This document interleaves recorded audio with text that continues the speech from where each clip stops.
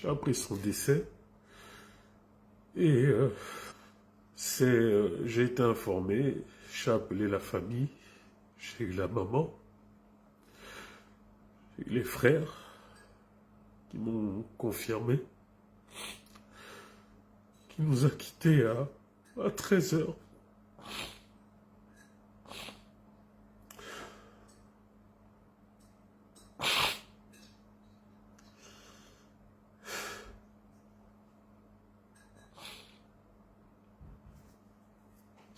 Qu'il nous a quittés à 13 heures. Beaucoup de personnes se demandent, en fait, sont étonnées de savoir qu'est-ce qui s'est passé. Même moi, je vous avoue que depuis un moment,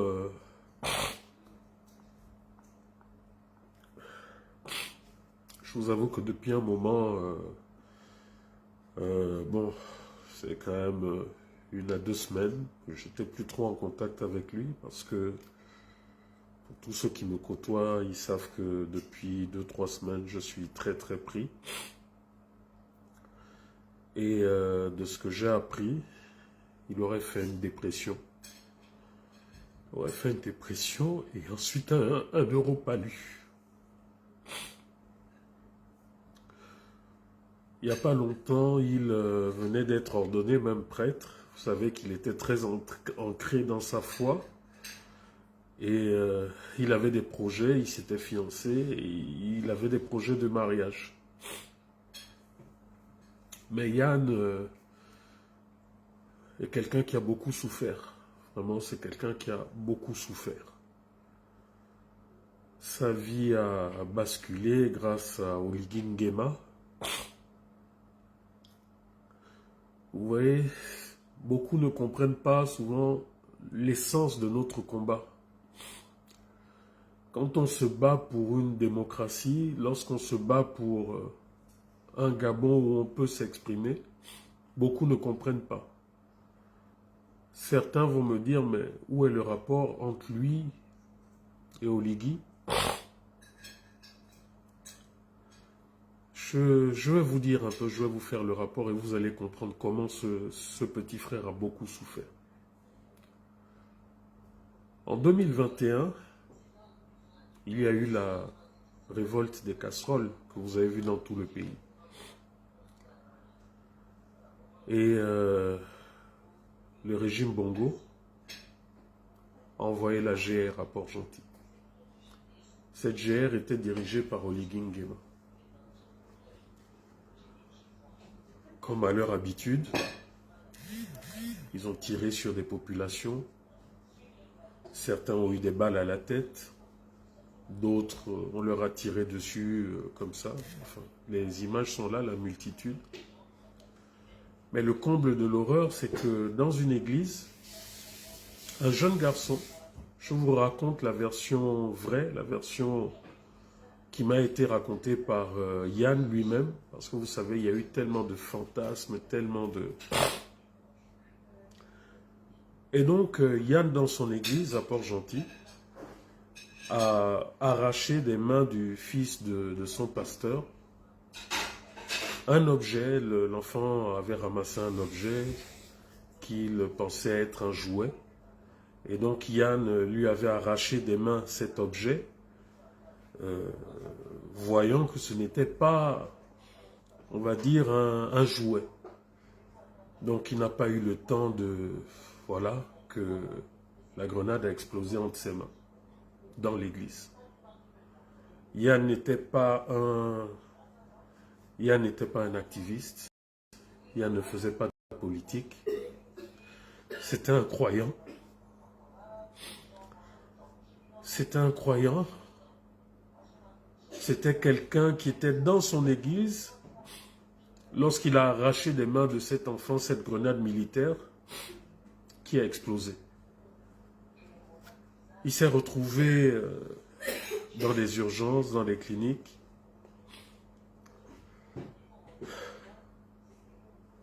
Il a sauvé la vie de cet enfant.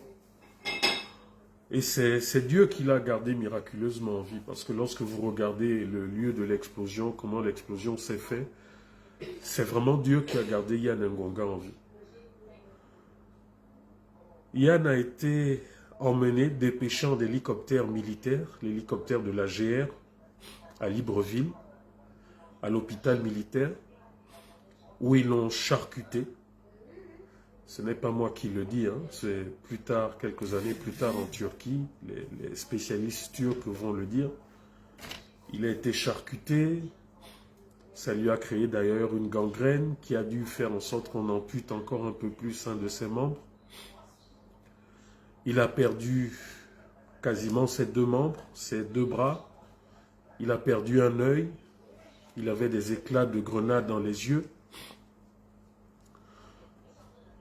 Certains me diront, oui, mais où est le rapport? Non, le rapport est que j'ai toujours avec moi le rapport du procureur de la République qui reconnaît que c'est bien une grenade militaire qui a explosé dans ses mains. Je ne vous parle pas d'une bombe lacrymogène, je ne vous parle pas d'une bombe, non, je vous parle d'une grenade militaire. Et pour que vous puissiez comprendre pourquoi tous les soupçons ont été orientés auprès de la GR, c'est parce que la gendarmerie n'a pas de grenade militaire de guerre. La police n'a pas de grenade de guerre, de grenade militaire. La PJ n'a pas de grenade militaire, n'a pas de grenade de guerre. Seul, excusez-moi, Nicolas, va me fermer la porte là-bas et demande de faire un peu moins de bruit. Seule la GR qui avait été appelée en renfort à Port-Gentil disposait de grenades de guerre, de grenades militaires. Et je tiens à vous dire qu'à cette époque, le commandant en chef de la GR, c'était un certain Brice Clotaire Oligui Nguema, qui était commandant en chef de la GR depuis janvier 2019. Et là, je vous parle d'un incident qui s'est passé en février 2021.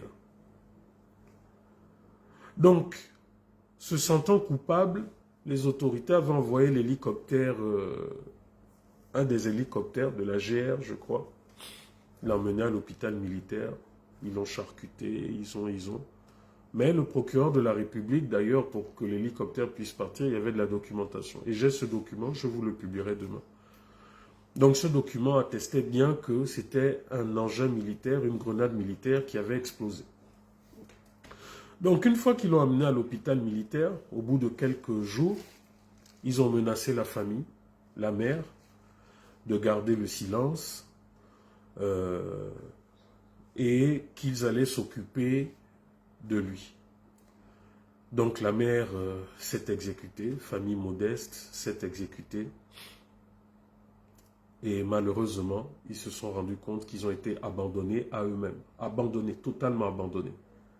Donc il a fallu que la charcuterie qu'ils ont fait commence quasiment à gangréner, que les éclats d'obus qu'il avait dans les yeux, etc. Donc la maman a pris courage et a fait une vidéo pour dénoncer cet état de fait. Là encore, ils sont nombreux ceux-là qui disent oui, les réseaux sociaux, les réseaux sociaux. Mais les réseaux sociaux sont devenus aujourd'hui le seul moyen par lequel le peuple veut se faire entendre lorsqu'il est insulté, négligé par ceux qui dirigent. C'est comme ça qu'avec beaucoup de frères du Gabon, de l'étranger, nous avons soulevé le cas de Yann. Nous nous sommes battus. Nous avons fait des pieds de grue au ministère des Affaires sociales qui, à l'époque, ne voulait pas en entendre parler. La présidence de la République, Sylvia Bongo, toute la bande ne voulait pas en entendre parler. Yann Ngonga vivait, mais je vous le dis, il vivait le martyre. Lui qui s'apprêtait à passer son bac, qui s'apprêtait à passer en classe supérieure pour passer son bac, a vu sa vie totalement arrêtée. C'est tantôt sa mère, tantôt sa petite sœur qui s'occupaient de lui. C'était, je vous assure, sa vie, ça a été un cauchemar. Mais malgré ça, Yann Ngonga n'a pas émis de la haine ou de la rancune envers ses bourreaux, envers l'AGR, envers l'État gabonais, envers les ministres, envers le gouvernement qui le faisait tourner, qui s'en foutait de lui. Ils n'ont levé le petit doigt que lorsque nous nous sommes battus pour que, à l'époque, les médias internationaux s'intéressent à son cas, diffusent son cas, diffusent l'abandon auquel il était victime. Et dans les quasiment 24-48 heures, la situation s'est débloquée. Ils l'ont envoyé en Turquie, où en Turquie, les spécialistes étaient unanimes. Ce qu'il avait subi, ça avait été de la boucherie, non seulement d'avoir reçu cette grenade, mais en plus d'avoir subi les opérations qu'il a subies. Pour vous dire, on lui a même mis des fers qui rouillaient à l'intérieur de lui, qui amplifiaient encore le mal. Yann ne dormait plus, Yann tombait en syncope, c'était invivable. Mais malgré tout ce qu'il subissait, les autorités gabonaises s'en foutaient. Donc en Turquie, ils ont essayé de rattraper la boucherie à laquelle il a été victime. Et il a dû subir plusieurs opérations. Plusieurs. Et là encore, qu'est-ce que tu veux? Suivre Rams. Comment? Peut suivre Rams. Et là encore, vous savez que lorsque vous subissez certaines opérations, il faut attendre plusieurs mois, voire un an avant de pouvoir suivre un contrôle ou alors recevoir d'autres informations. Et là, pareil, le gouvernement, vraiment, je vous assure, c'était la croix et la bannière. Et là où j'ai compris que vraiment cet enfant croyait vraiment en un Dieu, je vous assure, à aucun moment je n'ai vu la moindre haine.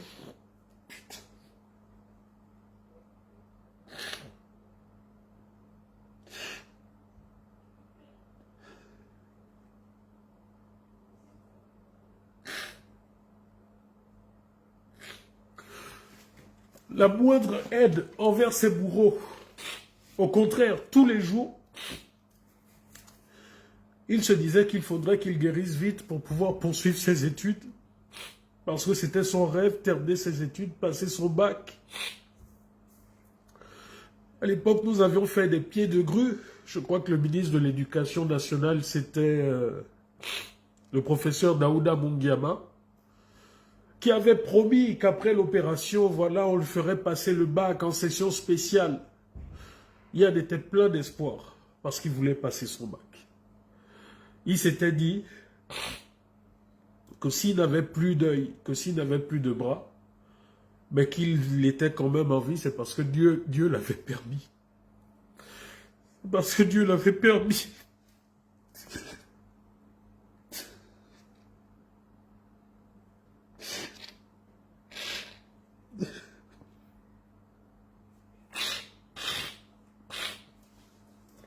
Excusez-moi.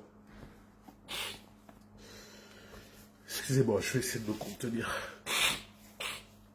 Donc il disait que si il avait subi tout ce qu'il a subi, c'est parce que d'une certaine manière, Dieu avait permis. À aucun moment, je vous assure, et c'est surtout ça qui à l'époque, lorsque je marchais avec Patrick Oyabi, nous avons pleuré comme des gamins parce que pour nous, c'était invivable. Ce n'était pas possible de vivre comme ça. Ce n'était pas possible de vivre comme ça. Mais on ne comprenait pas comment, ok, on va dire, c'est un militaire, ce sont des militaires qui ont égaré leurs grenades, d'accord. Mais que l'État gabonais quand même reconnaisse leur erreur, que l'État gabonais quand même prenne en charge cet enfant qui n'était pas un politicien, qui n'était pas un activiste. Nous sommes allés jusqu'au ministère de la Justice, voir la ministre de la Justice qui n'avait daigné nous recevoir, qui n'avait pas daigné nous recevoir. C'était son directeur de cabinet, Kevin, comment il s'appelle encore? Kevin, j'ai oublié son nom. qui nous a reçus. Et là encore, c'était des belles promesses. Oui, qu'une enquête sera diligentée. Oui, qu'ils vont s'occuper de lui. Et Yann était unanime. Il ne souhaitait pas la vengeance, il ne cherchait pas la vengeance. Il voulait tout simplement que l'État gabonais puisse lui permettre de poursuivre ses études, puisse lui permettre d'avoir une prothèse. Et son rêve était, vu qu'il n'avait plus de membres, son rêve était de pouvoir faire des études de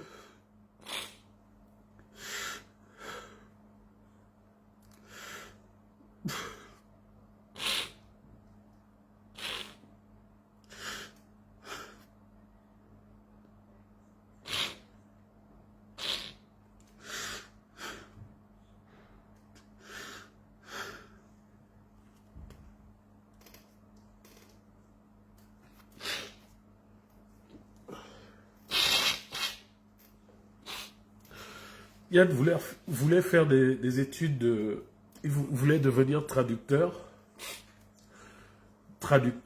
et à chaque fois, le gouvernement le faisait balader. Non, c'est bon, je ne peux plus pleurer.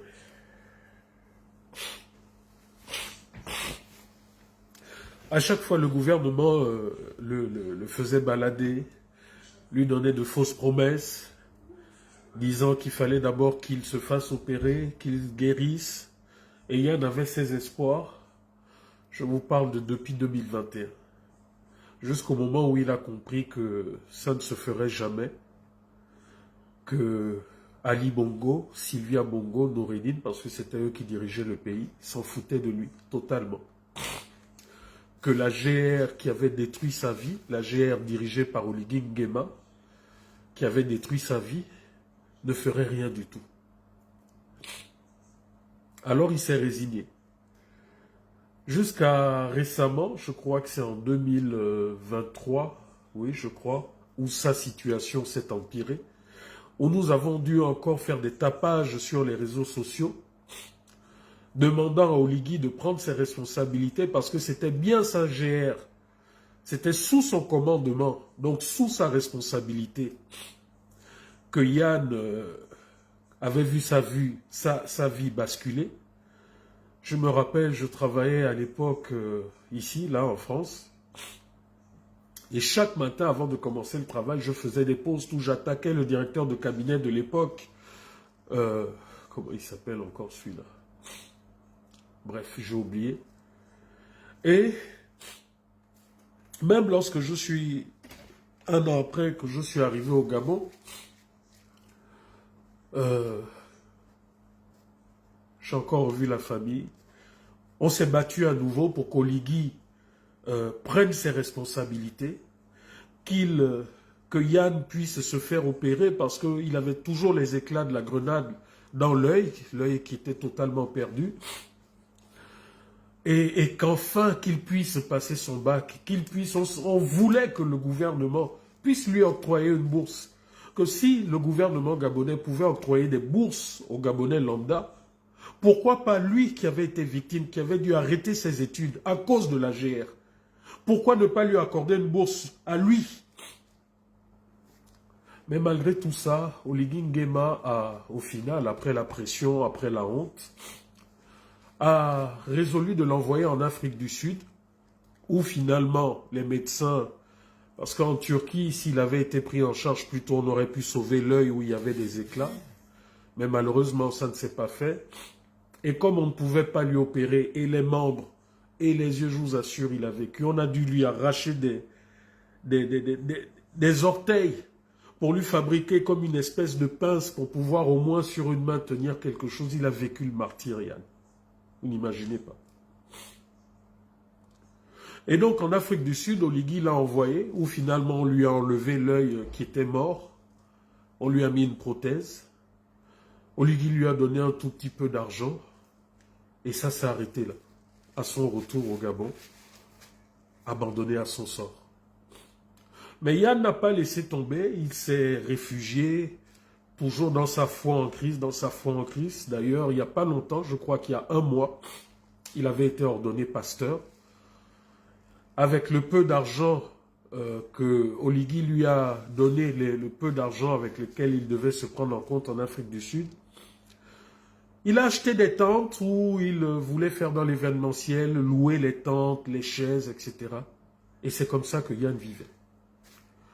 Là, je vous fais la version courte, je ne vous parle pas de toute la famille qui a été affectée, je ne vous parle pas des lourds problèmes familiaux qu'il y a eu. Et aujourd'hui, Yann est parti, il a fait une dépression et 1 € pas lu. Et il est parti aujourd'hui à 13 h. J'aimerais dire une chose à ceux qui croient en Dieu. Il est écrit quelque part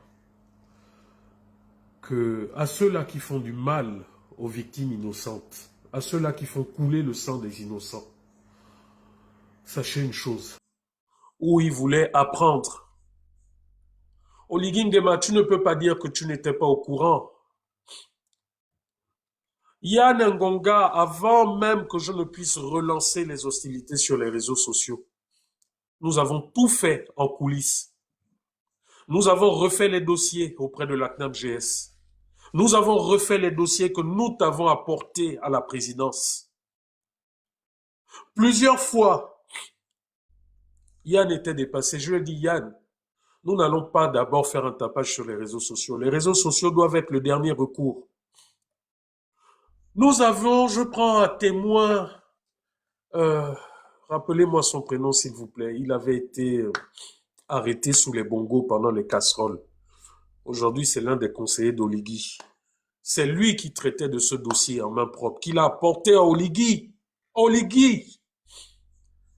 Oh, comment il s'appelle? J'ai la tête embrouillée, voilà, j'oublie même les noms. Donc, Oligui Nguema ne peut pas sortir et dire à la nation gabonaise, oui, Oyono, j'oublie son prénom. Il est conseiller d'Oligui, là. Il avait été arrêté pendant les casseroles. Philippe, Arsène Philippe. C'est Arsène Philippe qui avait le dossier, qui lui-même s'est battu, a apporté le dossier au cabinet d'Arthur, comment il s'appelle?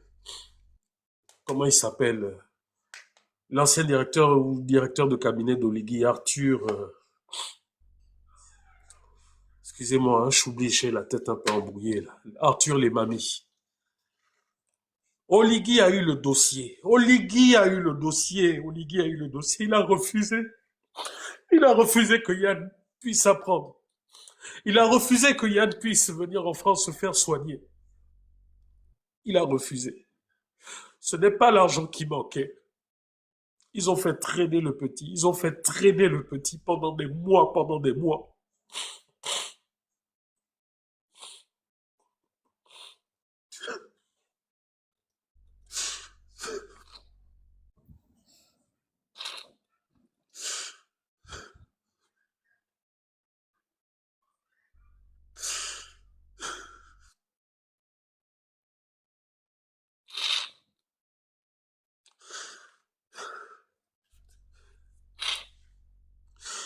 Excusez-moi, je suis trop mal. Vous n'imaginez pas aujourd'hui dans quel état doit être sa mère. Vous n'imaginez pas. Yann était son fils unique. Son garçon unique.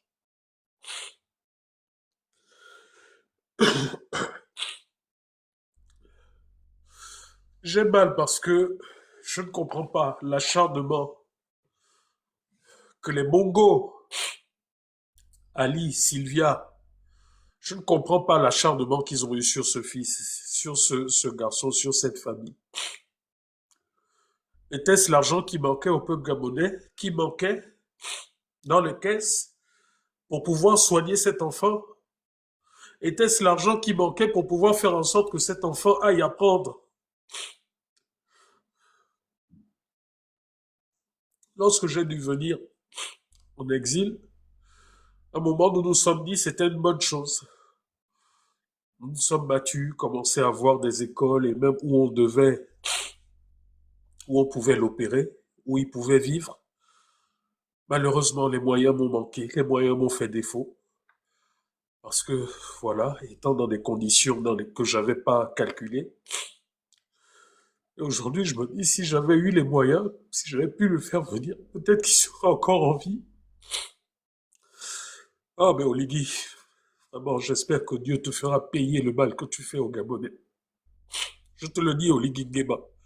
Et je te le dis du fond du cœur.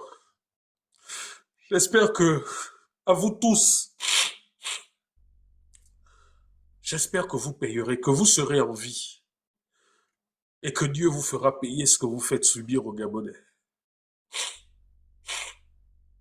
Je ne sais même pas si Patrick Oyabi est informé.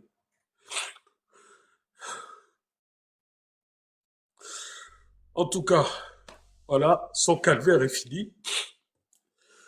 Lui qui aimait, qui n'a jamais cessé d'adorer Dieu. Aujourd'hui, j'ai la certitude qu'il est auprès du Père. J'ai la certitude que son calvaire est fini. Mais j'espère que Dieu me donnera vie pour voir comment Oligui et tous les autres finiront. J'espère que Dieu me donnera vie. Ou que si je meurs avant, que de là où je serai, que je puisse voir comment Oligui finira.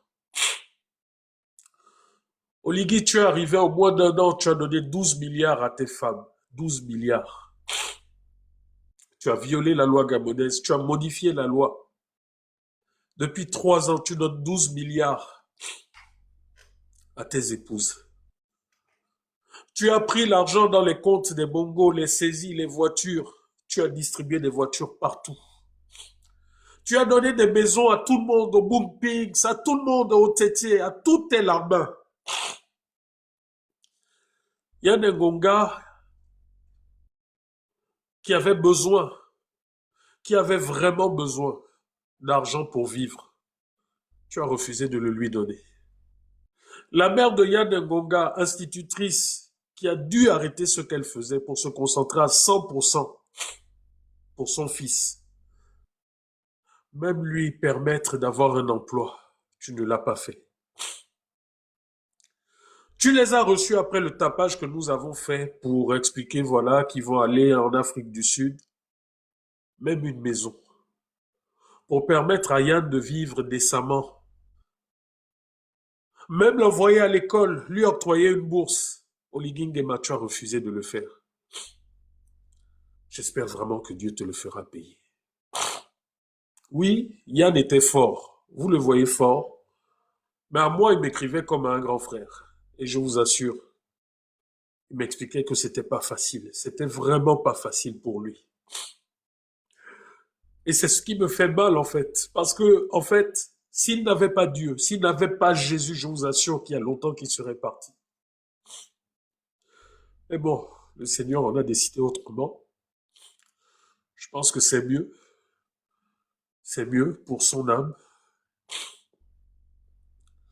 J'espère que Dieu fera en sorte que sa famille soit apaisée.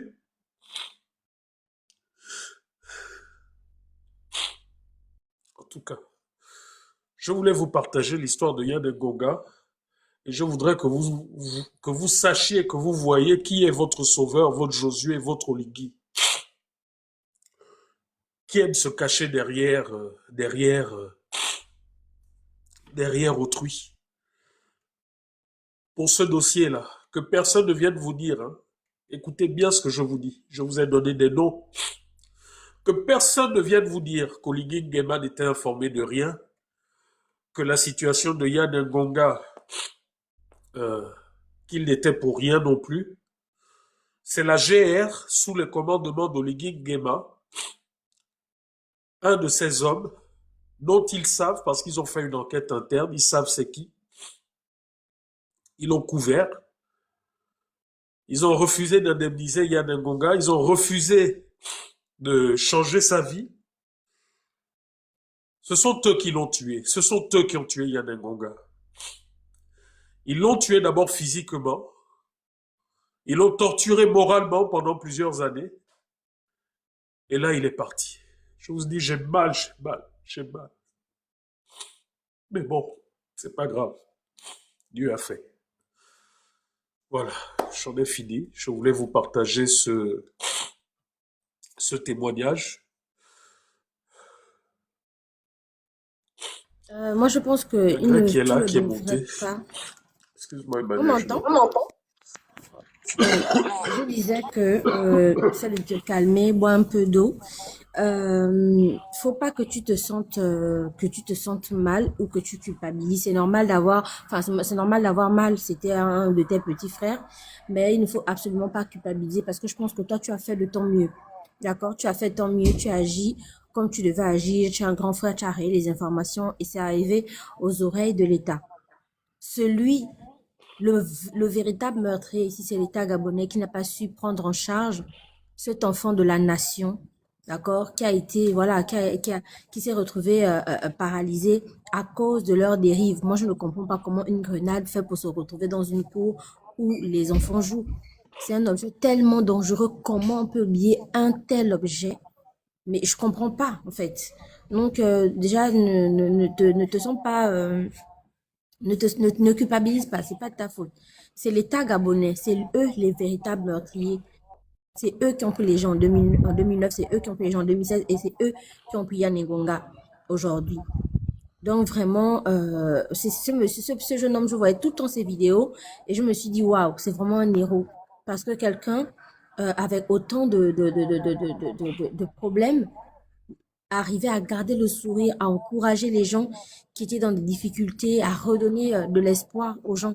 Je voyais tout le temps ces vidéos. Tu t'es dit, si une personne qui a autant de problèmes arrive à avoir le sourire, moi qui n'ai pas les Voilà. mêmes problèmes que lui, qui suis-je pour ne Donne-moi la pas boîte de sourire? Kleenex, s'il te plaît.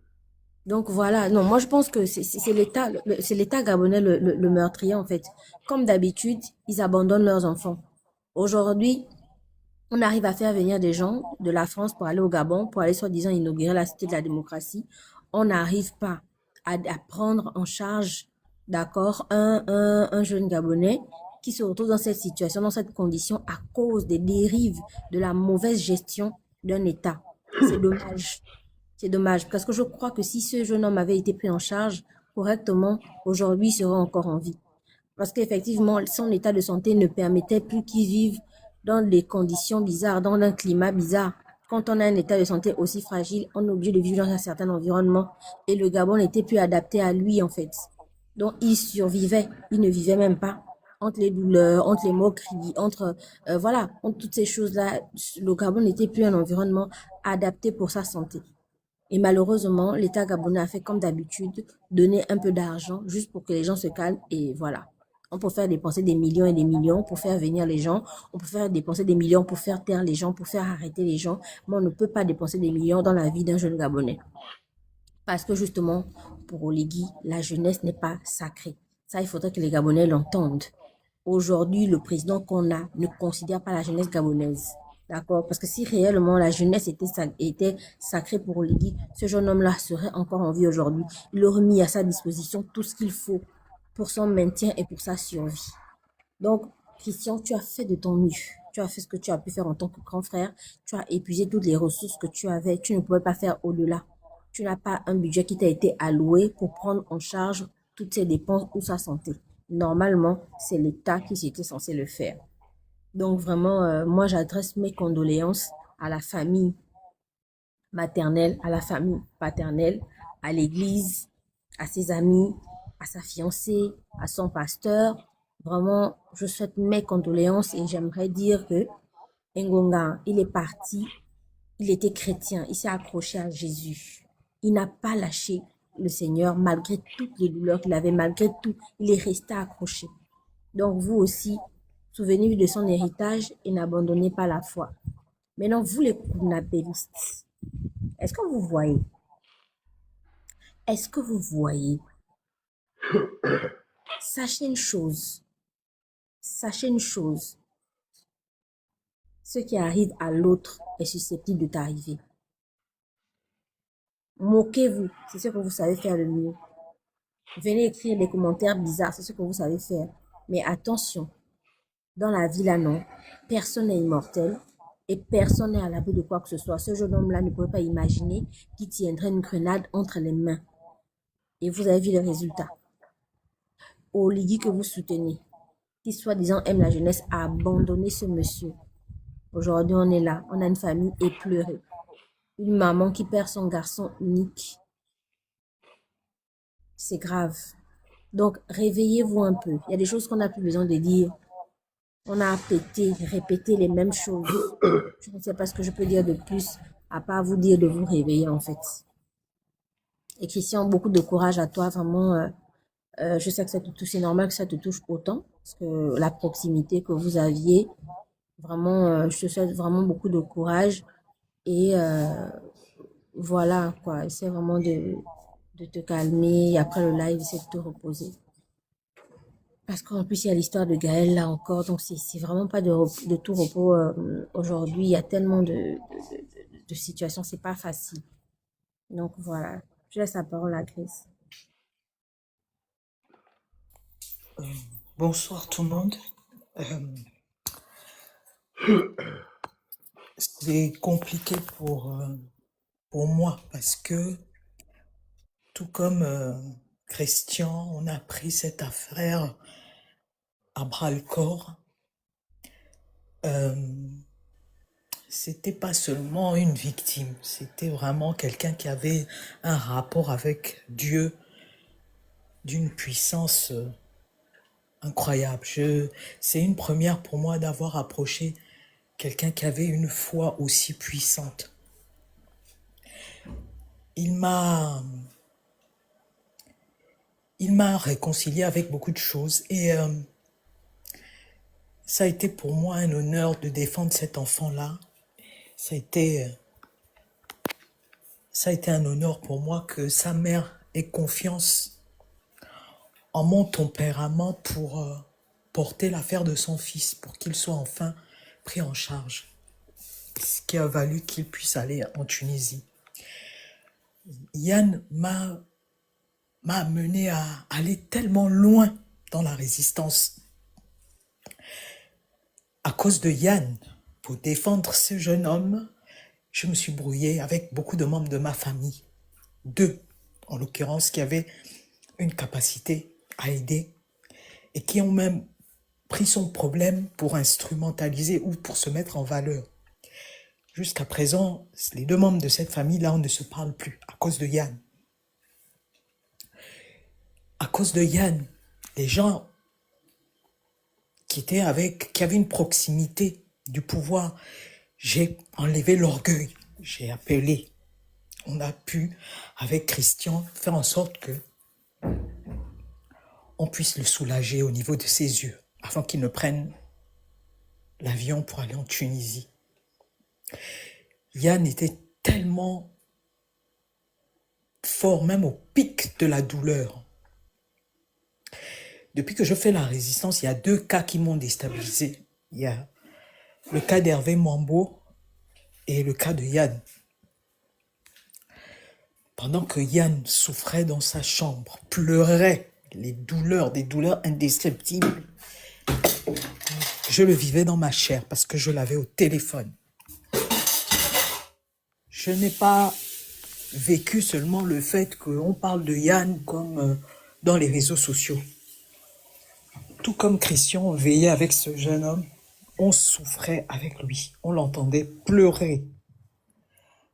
Que ce soit lui, que ce soit sa mère. C'était une horreur. C'était une horreur. Mais même au pic de sa douleur, ce jeune homme nous encourageait à être forts. Pensait à nous donner de l'énergie.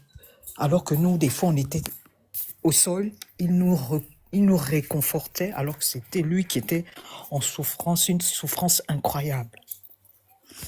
Yann a été la victime de ce pays-là.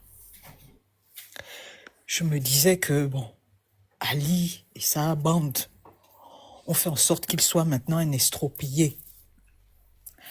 Ce pouvoir bascule, je me dis, mais puisque la raison semble arriver dans ce pays, je me disais qu'ils allaient entendre sa souffrance. On était à un niveau même de se dire que comme ce pays il est comme il est, il n'y aura jamais de responsable, mais soignez-le. Soignez-le. Yann ne demandait rien de sorcier. Hein.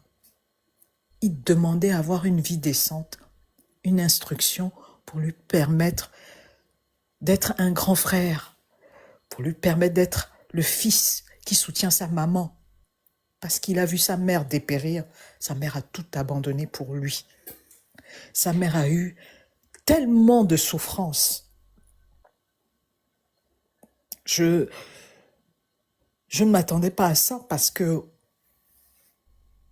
on était toujours en communication. Avant de partir en Afrique du Sud, il m'a appelé, il est arrivé, il m'envoyait des photos, il me montrait tout ce qu'il vivait. Il n'arrêtait pas de nous remercier comme si on était devenus des dieux, alors que nous, on a juste eu de l'empathie parce que c'était l'enfant de notre pays, c'était notre frère. Et j'aurais aimé que quelqu'un le fasse pour mes enfants, pour un de mes frères ou un membre de ma famille. Donc on l'a fait avec le cœur. Parfois on avait des discussions spirituelles très profondes sur la vie, sur la résilience, sur le courage, sur la foi, sur les convictions. Des fois il nous trouvait parfois terriblement excessifs, mais en même temps, il nous trouvait fascinants. C'était quelqu'un qui gagnait à être connu. J'ai une grosse pensée pour sa maman qui nous a fait confiance. Je suis dans le même état que Christian parce que moi, je refusais de croire que c'était possible jusqu'à ce qu'on confirme et que je refuse qu'il m'ait fait croire qu'il était en paix alors qu'il était quand même tourmenté, alors qu'on a beaucoup parlé, mais il ne voulait pas déranger. Il n'aimait pas déranger. Mais quand il t'appelait, c'est il avait tellement souffert qu'il prenait le courage enfin de venir vers quelqu'un. Sinon, il n'aimait pas déranger. C'est une honte. C'est une honte ce qui s'est passé. C'est une honte qu'en 2026, un jeune homme meurt comme ça. C'est une honte qu'on n'ait pas entendu les cris d'une souffrance aussi profonde. C'est une honte qu'on ait un pays où tout le monde n'est responsable de rien. C'est une honte qu'on ait abandonné ce jeune homme à son sort. J'ai honte. J'ai honte. Je suis affectée parce que je connais la valeur de d'un homme dans une famille africaine.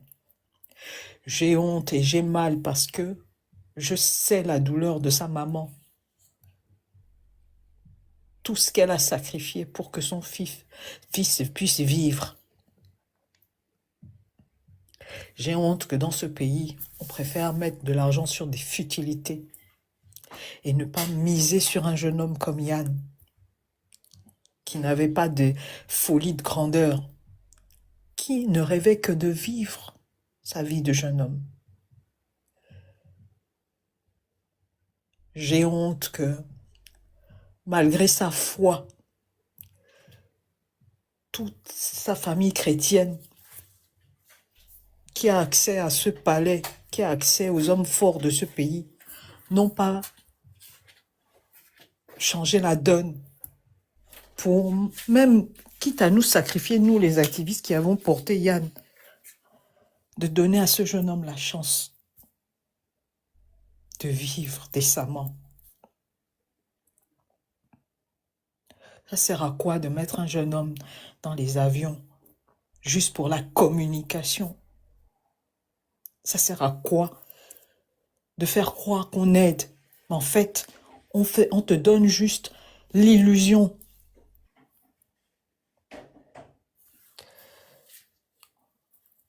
Ça fait 2 personnes là, dans la résistance, deux personnes, même Madame Kessani qui vient de décéder, cette dame a participé à l'élan pour aider ce jeune homme, Yann Ngonga. Je pense à toutes les personnes qui se sont mobilisées, qui nous ont écoutés quand on faisait des lives pour aider Yann à mettre la pression.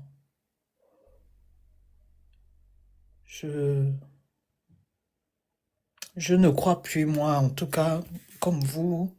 Avant, je faisais les lives, j'étais offensive.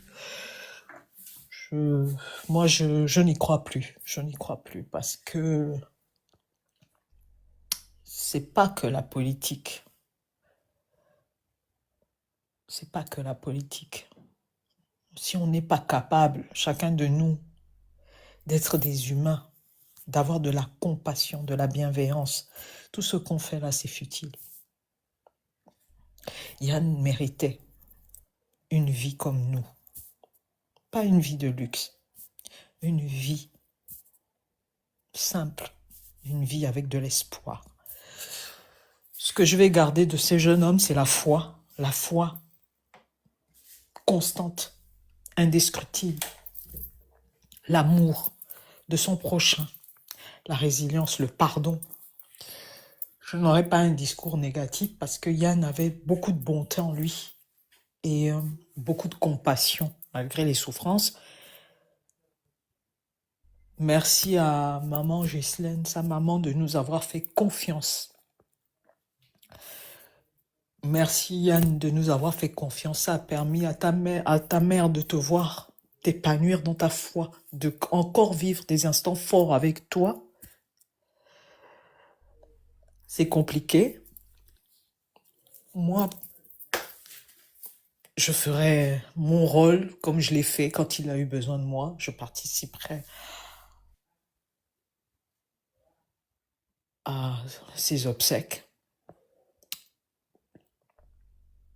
Comme j'ai pu participer à tout ce qu'il a, tous les projets qu'il montait quand il me sollicitait.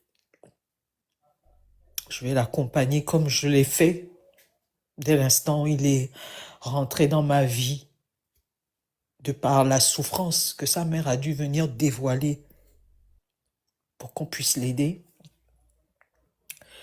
Christian, on a fait ce qu'on a pu. On a fait ce qu'on a pu. Et Yann part en paix. Yann part en paix parce que vivre dans un monde où on n'est que dans l'illusion et la méchanceté, ça ne vaut même plus la peine. Yann, au moins, il sera en paix avec son Dieu. Et de là où il est, je sais qu'il aura un regard sur nous, sur sa mère, sur ses frères et sœurs, sur son papa. Et qu'enfin, il va être là où il devait être. Dans un univers où on l'accepte. Dans un univers où il ne souffrira plus. Dans un univers où il y a de la bienveillance et du réel amour. Sa place n'était même plus ici, parmi nous.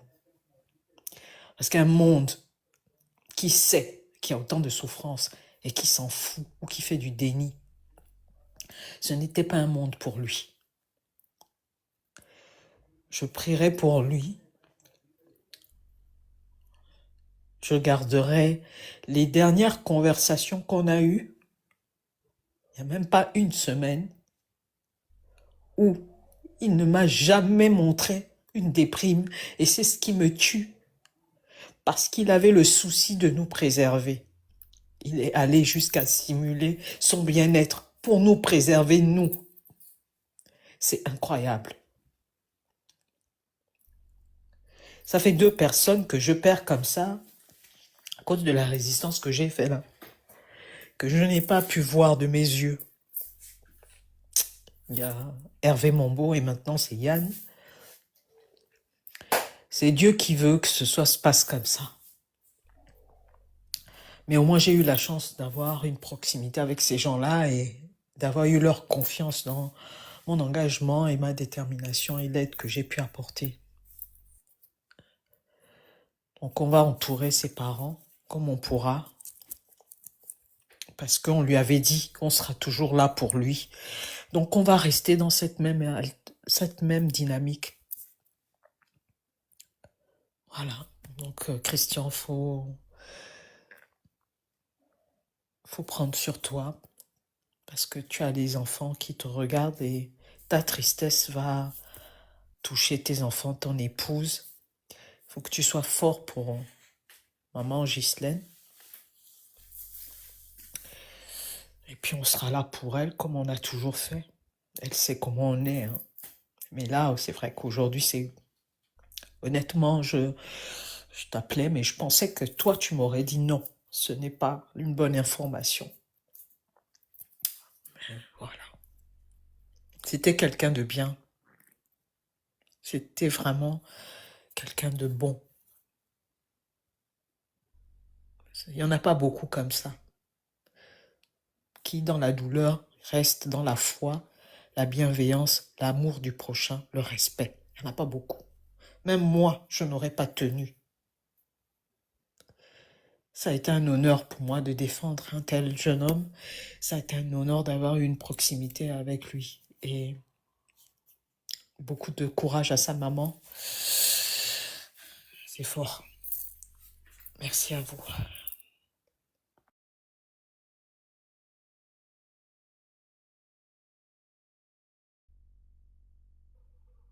Merci, Greg. Coutier, bonjour. Merci. Je vais faire l'effort de ne pas pleurer, parce que quand j'ai appris ça, j'ai pleuré. Je suis celui qui a accompagné Yann quand il était à Istanbul. C'est moi qui faisais les traductions pour lui. Effectivement. Effectivement, beaucoup ne le savent pas.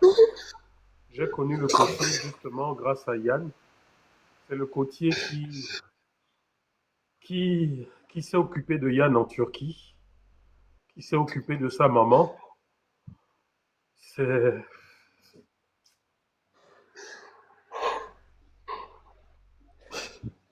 On a parlé il y a 2 semaines, 3 semaines. La prothèse biomédicale ne fonctionnait plus bien. Il devait suivre des soins. Oh Seigneur. Seigneur. Je ne sais même pas quoi dire. Je ne sais pas quoi dire. Qu'est-ce que cet enfant vous a fait, bon Dieu? Qu'est-ce qu'il a fait? Déjà que l'opération s'était très mal passée au Gabon. Il a essayé de rattraper le coup à Istanbul. Et même là, on a dû faire une greffe avec les doigts de son pied, mettre une prothèse biomédicale qui réagit à la pensée. Mais il avait un traitement à vie. À vie. Tous les 3 mois, il devait être hors du Gabon pour suivre son traitement. Tous les 3 mois. Ils l'ont abandonné. Ils l'ont abandonné. Ils ont refusé que cet enfant puisse se traiter.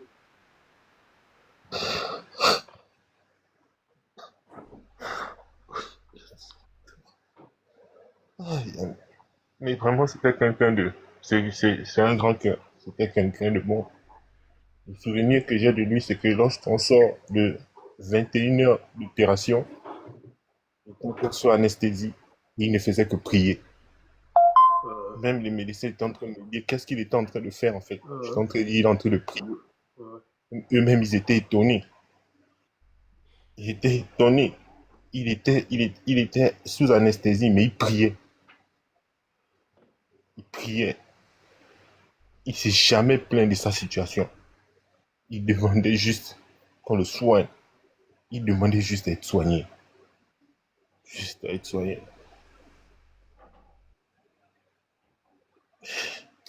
Merci.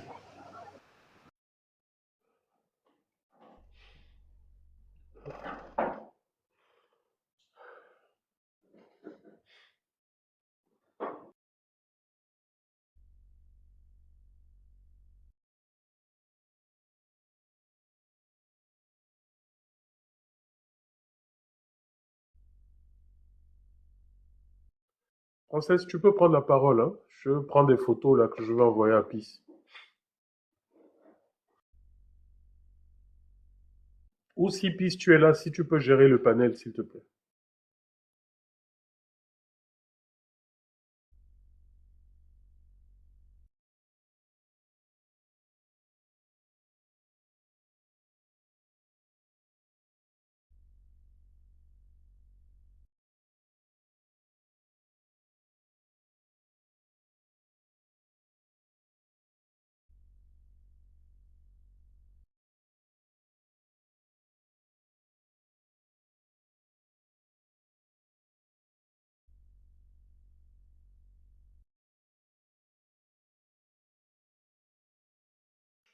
Je crois que Princesse n'est pas là.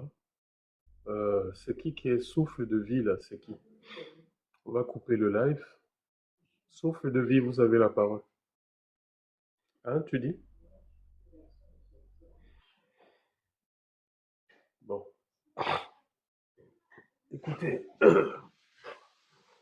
on va se quitter.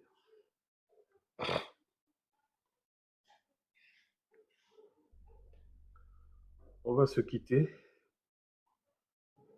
Mais je tiens quand même à dire, Oligui. Oui, oui, Oligui, tu m'as fait mal. Tu dis qu'il y a des hôpitaux au Gabon.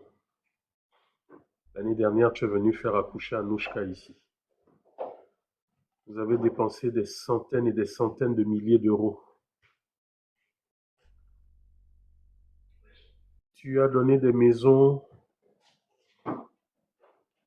à tous ceux qui chantaient tes louanges. Tu as donné des voitures à tous ceux qui chantaient tes louanges. Depuis 2023, 2024, nous t'avons demandé une seule chose. Et je vais faire ressortir toutes ces publications. Soigne Yann Ngonga. C'est ta responsabilité. C'est la GR que tu commandais qui est à l'origine des tribulations qu'il a vécues. Si c'est vrai, c'est Ali, c'est le régime d'Ali qui était au pouvoir, mais c'est la GR que tu dirigeais, que tu as envoyée à Port-Gentil. C'est cette GR qui a utilisé cette grenade, qui est venue retrouver Yann Ngonga en pleine église. On t'a dit, Oligui, soigne Yann Ngonga.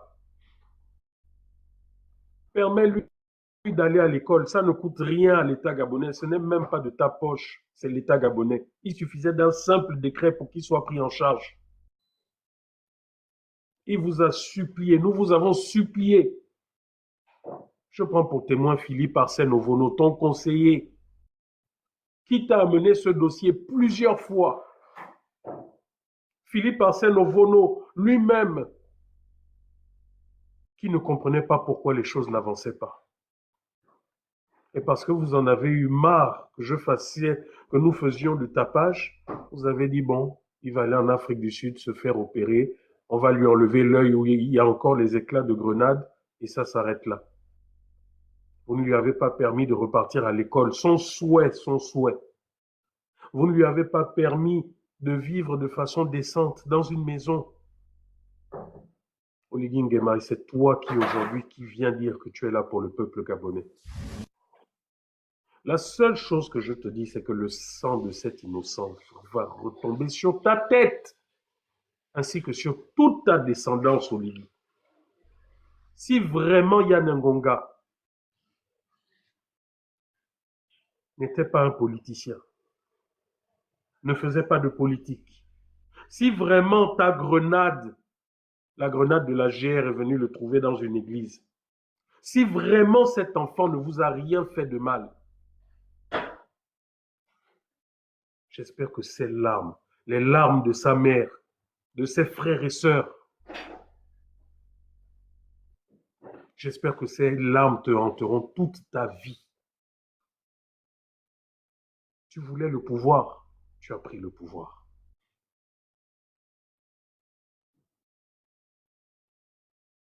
Toutes les personnes qui ont détruit ce pays sont assises avec toi.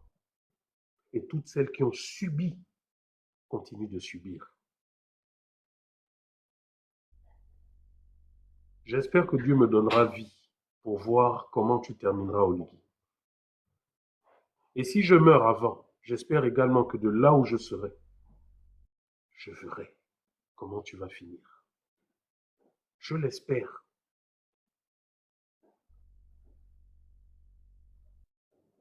Tu as tué cet enfant. 2021, toi, commandant-chef de la GR,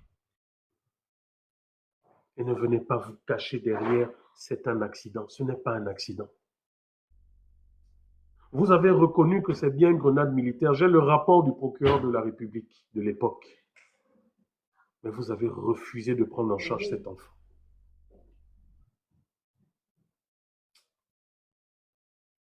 J'espère que tu connaîtras cette souffrance.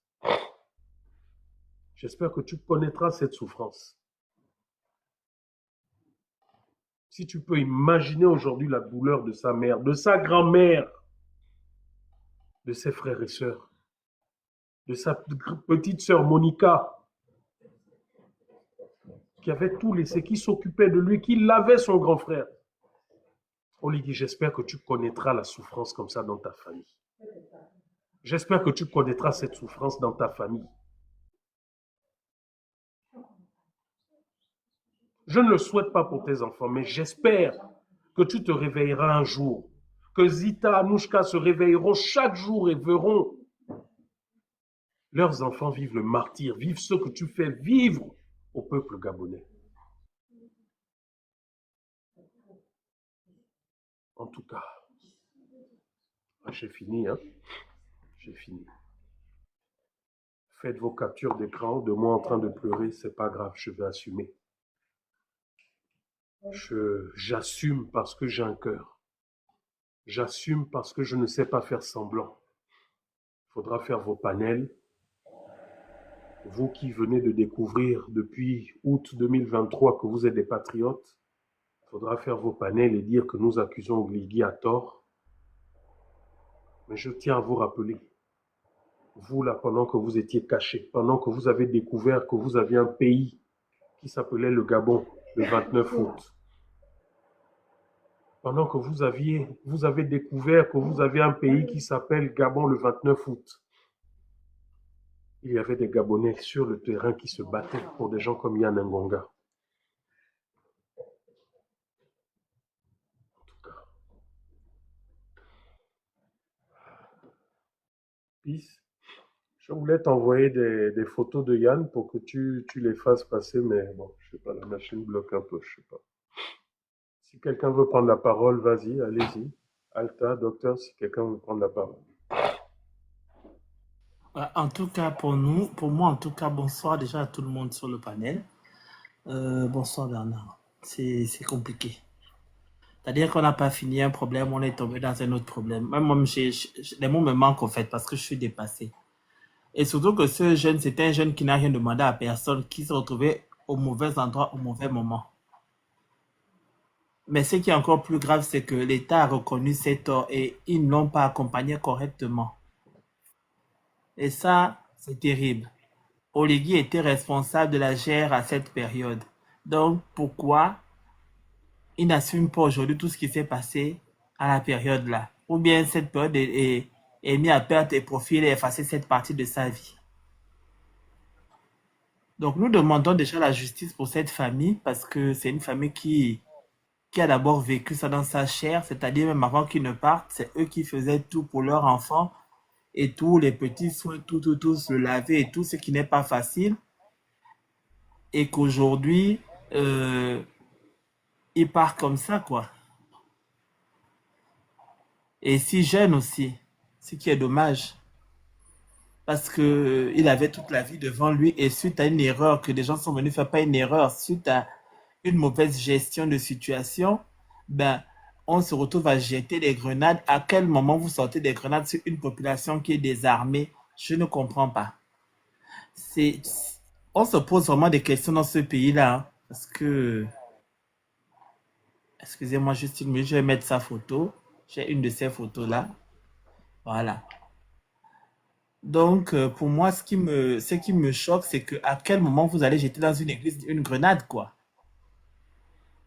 c'est fort, hein? Donc, pour vous, une intervention sur des citoyens, des gens qui sont désarmés. De ce quoi, dans une église des enfants, vous allez jeter une grenade. Mais est-ce que vous vous rendez compte de la gravité de la chose? Et vous avez détruit des vies. Ouais, ce n'est pas une vie, c'est des vies. La mère a eu la vie détruite. La famille, les frères, donc tous ont mis maintenant leur vie entre parenthèses pour s'occuper de leurs frères. Ce qui est normal, mais si c'était une maladie normale, mais c'est une maladie créée par des êtres humains que vous êtes au fait. Et c'est cette GR-là qui est venue maintenant dire que c'était RI, ils sont armistiés. Et quand on parle aux Gabonais, ils n'écoutent pas. Bon, cette vie qui a été détruite, ça part des agents de la GR en question, qui sont dans le CTRI aujourd'hui. Donc, c'est compliqué, c'est compliqué. On est avec la famille, on va soutenir la famille jusqu'au bout. Mais vraiment, comme je dis, ne pensez pas que il est parti comme ça. Vous allez tous le suivre, tous ceux qui ont participé à la dégradation de sa vie. Parce que vous l'avez rendu malade. Il restait avec des douleurs quotidiennes. Donc, avec plein de lésions et autres. Et vous dormez chez vous, tranquillement. C'est-à-dire que malgré tout ce que vous avez fait, ça, je dis que ces personnes-là, c'est vraiment des vrais mercenaires. Ce ne sont pas des corps habillés, ce sont des mercenaires qui sont à la GR. Parce que vous ne pouvez pas avoir fait ça et dormir tranquillement chez vous et ne pas régler le problème, envoyer cet enfant se faire soigner, lui prendre des prothèses et autres, le laisser comme ça, en fait. Donc, vraiment, on a affaire à un État voyou parce que l'État n'a même pas sanctionné ces personnes, ni donner des réparations à ce jeune, parce que je ne pense pas qu'on lui ait donné des réparations. Donc, une vie détruite, des vies détruites.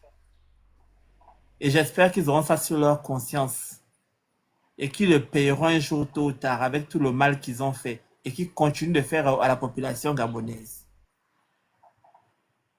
Alors, moi, ce que je pouvais dire pour lui ce soir, bon, on va essayer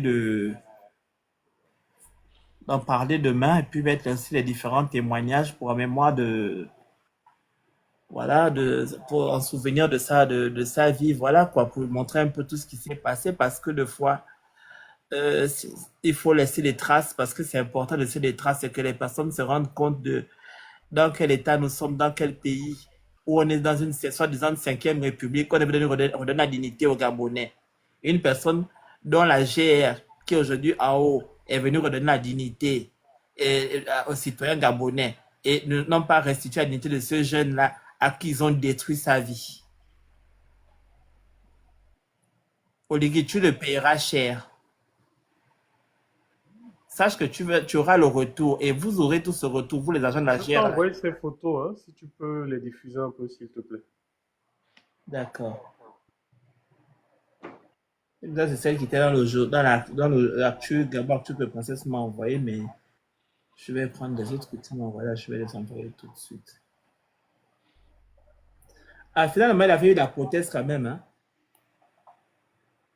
Il avait eu la prothèse, mais tu sais que c'est des prothèses qui ne sont pas adaptées à notre climat. Et pour son cas, il fallait qu'il revienne très régulièrement pour être suivi et pour qu'il puisse y avoir les mises à jour et autres.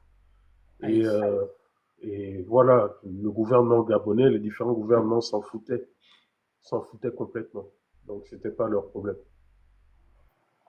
Et au niveau des équipes qu'il avait, quel a été, c'est pas pour remuer le couteau dans la plaie. Bonsoir Bernard et encore courage à toi.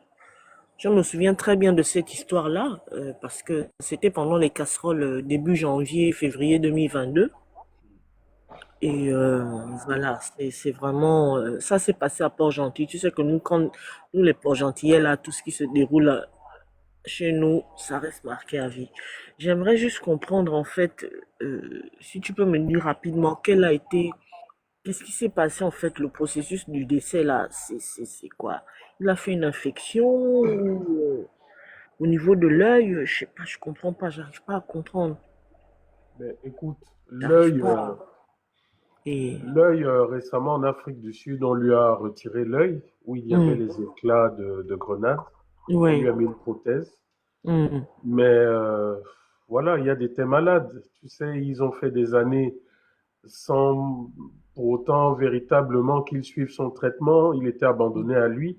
Oui. Donc il se réfugiait dans la prière. Mhm. Mais c'est surtout mentalement qu'il n'allait pas. Il n'allait pas bien mentalement. Ouais. Il se réfugiait en crise. Et la famille m'a dit qu'il a fait une dépression. Et puis il a fait un Europalu et il est parti Il est mort ici à Libreville? à Libreville à 13 heures Mon Dieu. aujourd'hui. Il est Mon mort Dieu. aujourd'hui à 13 heures. Mon Dieu. Un paludisme. Oh, c'est pas possible. Donc, pendant que les enfants des sauveurs de votre pays se soignent en Europe, se soignent aux États-Unis, les enfants des Gabonais lambda, ceux qui n'ont pas de nom, Mhm. meurent de palu encore au Gabon.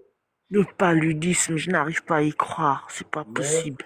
pendant Un qu'on meurt de paludisme. palu, pendant qu'on meurt de palu au Gabon, Oh, on oh, vient oh, inaugurer oh. des musées à coût de plusieurs milliards Mon au nom Dieu. d'Omar Et Bongo je, et Ondimba. j'imagine que même pour ce neuropalu, les ordonnances ont dû être... Mon Dieu. C'est pas possible. C'est pas possible. Un neuropalu. C'est pas vrai. Non, c'est faux. C'est faux. C'est pas possible. Ah, mon Dieu. Mon Dieu. Si tu peux tu pourras m'envoyer les éléments. Il faut qu'on mette, il faut qu'on mette cette histoire dehors. C'est pas possible. On peut pas mourir d'un neuropaludisme en 2026 au Gabon. Pendant le temps où j'ai été interne, externe, interne et même médecin, je n'ai jamais perdu même un enfant du paludisme. Jamais de la vie. Je n'ai jamais perdu un enfant, même un enfant du paludisme. À plus forte raison, un adulte. J'ai même eu un cas de neuropaludisme. C'était un Gabonais qui était resté longtemps en Europe, qui avait perdu son immunité naturelle. Il est venu en vacances au Gabon après plus de 10 ans. Il a fait un neuropalu grave. Je me rappelle, c'était mon premier jour en réanimation, baptême du feu. Le jour où il y a eu l'intoxication des élèves au lycée Mba, en 2005. Et il y avait ce neuropalu là, qui délirait dans toutes les urgences, dans toute la réanimation du CHUL. Mais on l'a sauvé. J'arrive pas à croire qu'on meurt d'un neuropaludisme en 2026 au Gabon. Putain, c'est pas possible. Sous Oligingema, bien sûr. Et c'est le deuxième cas, hein, Bernard. Sur Facebook, là, il y a 2, 3 jours, il y a quelqu'un qui a fait un post dans lequel il a dit c'est pas possible. Comment on peut mourir d'un paludisme au Gabon en 2026? Il y a 2, 3 jours à peine. Ça veut dire qu'il y a quelque chose qui est en train de se passer. Il faut qu'on investigue ça. Ça veut dire qu'il y a quelque chose qui est en train de se passer.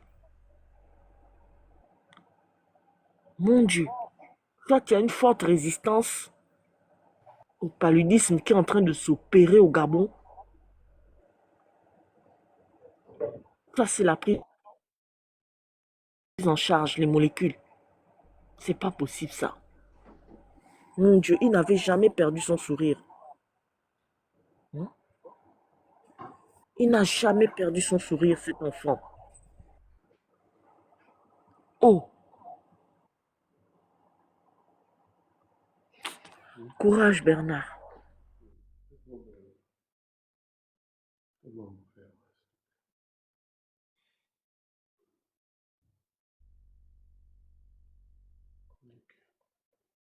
Il s'attend, je remonte, je viens de recevoir un avertissement.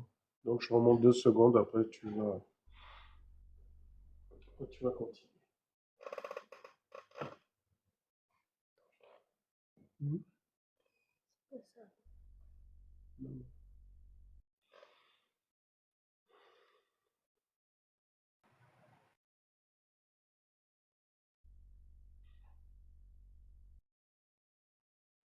En tout cas, qu'Oligui soit content, qu'il soit content, non? l'armée qu'il allait faire au Maroc. C'est pour commander une armée qui jette des grenades à des civils, non? Qu'il soit content, qu'il se réjouisse, qu'il se réjouisse.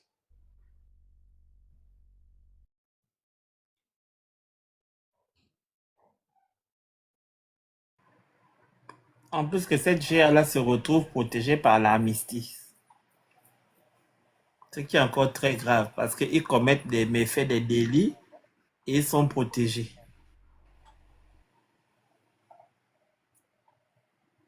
Donc on vous dit que le Légui n'est pas venu là pour vous. Vous ne comprenez pas. On a un jeune qui est parti comme ça pour rien. Parce que eux là-bas, la GR, ils ne sont pas là pour vous. Ce sont les mercenaires aux ordres. Pour faire le sale boulot.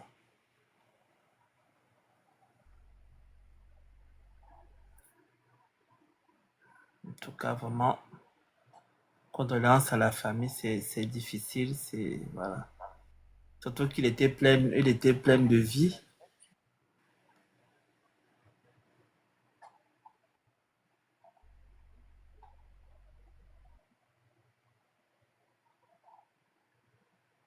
Il se battait.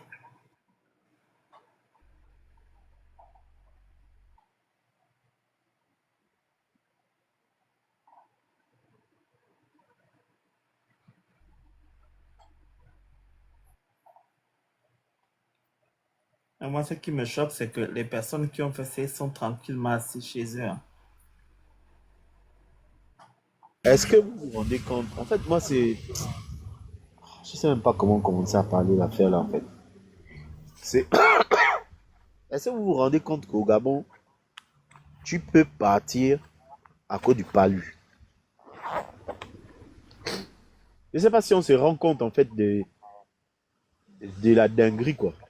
Au Gabon, aujourd'hui, tu peux partir parce que tu as le palu.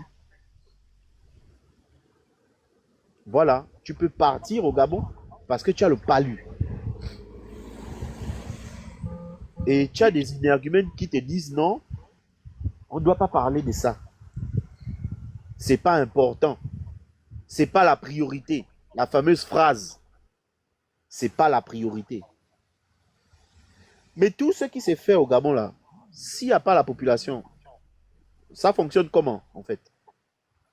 Moi j'aimerais bien savoir tout ce qui s'est fait là au Gabon, s'il n'y a pas le peuple, comment la machine tourne? Si le peuple ne travaille pas, comment la machine tourne? Si le peuple n'est pas épanoui, comment la machine tourne en fait? Parce qu'aujourd'hui au Gabon, tu parles, la matière première, c'est on doit venir t'attraper. Tu n'as pas le droit de parler. C'est la politique punitive au Gabon.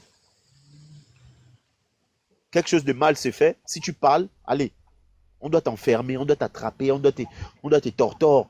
Et leur torture favorite, c'est ce que Gaël dénonçait. Parce que tous, ce sont des recto verso. C'est ça leur torture favori. On te regarde le bodge. Des hommes remplis de poils comme nous. Ce que vous trouvez à faire, c'est... Tu as le palu. Tu pars au Gabon. Le neuropalu, tu pars. Dans le palu, on ne soigne plus le palu au Gabon. Ça dit bien. En fait, les hôpitaux qui sont au Gabon servent à quoi? Tous les médecins qui sont au Gabon là, ont fait le serment de l'Hippocrate et tout cela, ça sert à quoi en fait? Après, tu me diras, c'est pas de leur faute. Ils n'ont pas les outils nécessaires pour. Comment ils font? Puisque tu as des gens qui montent dans des panels pour dire que oui, c'était pas la priorité du chef de l'État quand il a fait dans son projet de société. Des gens intellectuels qui disent ça. Maintenant, voilà, Yann est parti à cause du neuropalu. La priorité, c'était quoi? Construire les towers, les two towers. C'est ça la priorité. C'est qui va vivre dedans? Les étrangers? Puisque les Gabonais sont en train d'être décimés un à un.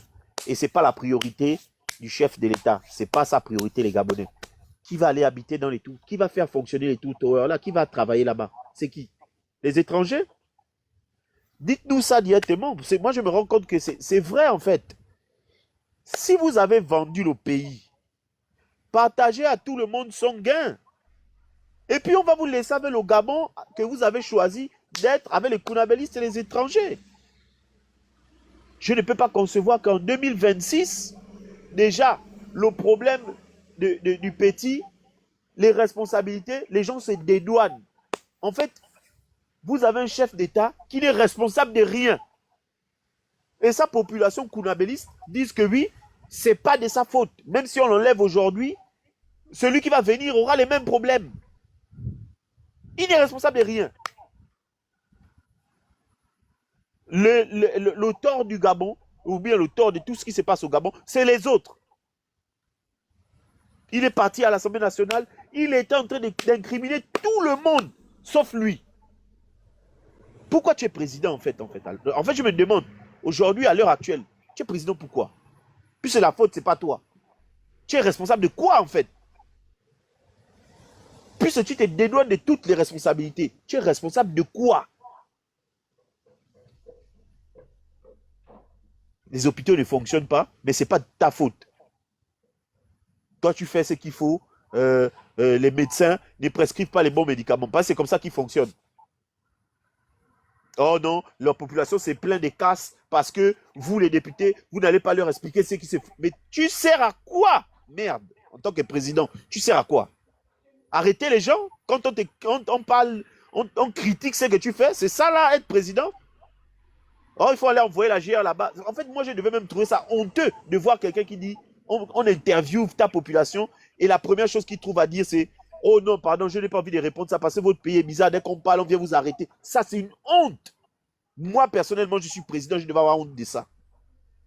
Et tu as l'autre clown de Mukwama, son travail, c'est venir rendre encore un gars qui est déjà perdu, venir encore le rendre encore plus clown qu'avant. C'est incroyable.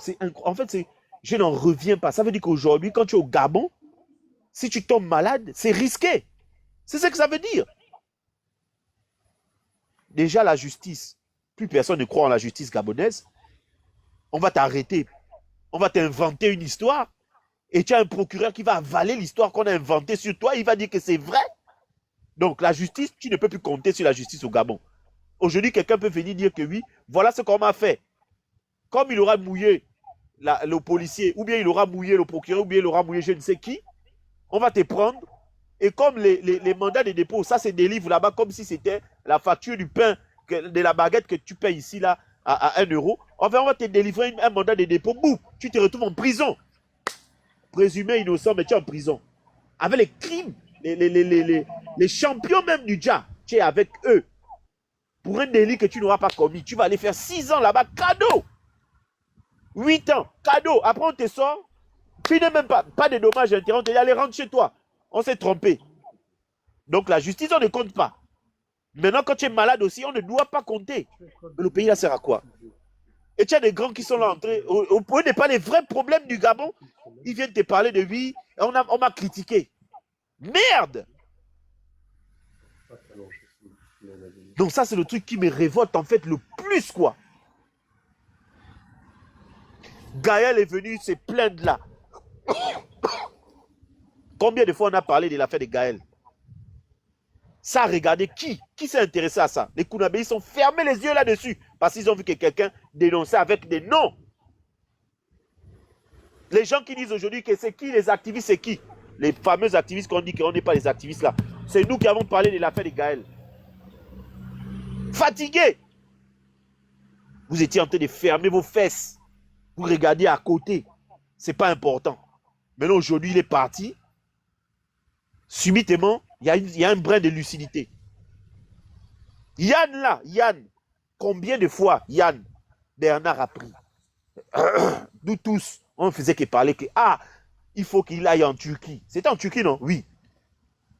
Il faut. On a fait le tapage sur le gouvernement de la transition Oligui.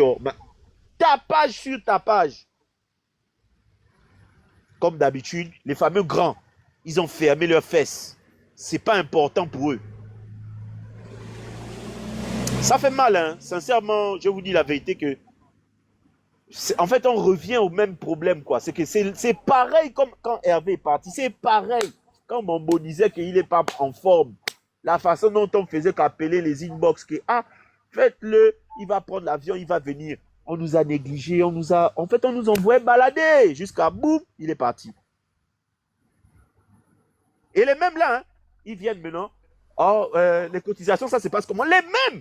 Les mêmes. Là, subitement, ils deviennent lucides qu'il faut cotiser. Comme la menace est partie, là, je peux maintenant sortir mon argent. Et c'est ça, là, tu as des énergumènes qui vont dire que oui, il faut laisser le chef de l'État travailler. Mais je vous dis la vérité. Moi, je dis ça souvent dans la blague. Mais c'est une réalité. On va finir par se damer les coups de poing dans ce pays-là avant que le pays n'aille de l'avant. Je vous dis. Parce que les injustices qui n'arrêtent pas de se passer là, c'est dans le cœur des gens. Vous ne voulez pas, c'est comme ça. Vous aurez beau dire que les Gabonais sont pacifiques, les matchs, ça va arriver. Et à l'allure où les choses vont là, il n'y a rien qui ne peut arrêter ça. Rien. Comme j'ai dit tout à l'heure dans le panel des princesses, ça va rentrer dans vos maisons. Ne pensez pas que parce que Yann est parti, Gaël est parti, le second maître Munda est parti à cause des tortors. Ne pensez pas que ça arrive seulement aux familles des gens qui sont éprouvés là. Ça va arriver dans vos familles, ça va rentrer dans vos familles. Vous allez avoir il a un neuropalu grave. Vous allez arriver au CHU, au CHUL là en ville. On vous dit qu'on ne peut pas le traiter. On n'a pas le plateau technique. Vous allez regarder votre frère, votre père, votre oncle, votre mère, vous allez la regarder mourir comme ça, la boue. Vous allez être faible. Et vous allez vous rappeler de nos panels. Je vous dis ça, c'est comme... Le karma là, ça ne change jamais. C'est comme ça que ça va se passer. Vous allez vous rappeler de nos panels qui est merde. Les petits là parlaient la vérité. Voilà comment mon père est en train de partir. Vous allez vous rappeler de ça. Je vous rappelle encore que on avait fait la même chose à l'époque avec Issozen Gondé. Quand on pétait les plombs, je me rappelle qu'on avait assiégé son hôtel. Il nous avait regardé avec mépris avec ses aides de camp.